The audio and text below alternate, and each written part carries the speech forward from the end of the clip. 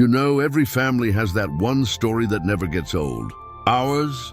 Well, it's about my uncle, now 70 years old, who, believe it or not, hasn't touched fish since childhood. Not because of allergies, not because of religion, but because of something so ridiculous it could only happen in real life. It all started many years ago back in the village. My grandma was known for cooking the best fish stew in the neighborhood. So like clockwork, a local fish supplier would deliver fresh fish to her every week. My uncle, just a small boy at the time, would always hang around, curious about everything, especially food.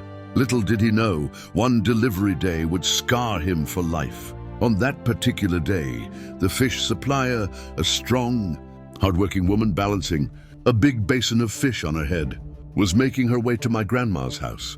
The air smelled of firewood, palm oil, and anticipation for a good meal. My uncle was outside playing with a stick, pretending it was a horse when suddenly, BAM! The woman missed her step and fell straight into an open pit toilet. Yes, a full-blown pit of poo, along with her entire basin of fish. You can imagine the chaos, fish splashing where they should never splash.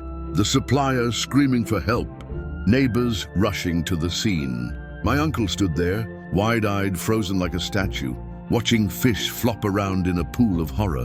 One even slid halfway out and looked right at him, as if to say, "We're not the same anymore, boy." Of course, the poor woman was rescued and washed down, but the image burned into my uncle's memory forever.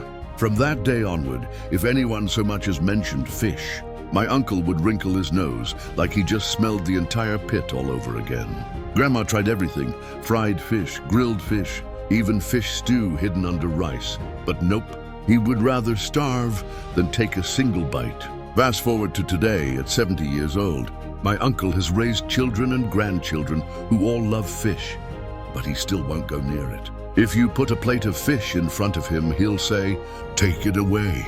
I don't eat what is bathed in the wrong swimming pool." And that, my friends, is how one tragic slip turned into a lifelong boycott of fish. Sometimes the things we see as kids never leave us. But hey, at least it makes for a good family story that still makes us laugh to this day.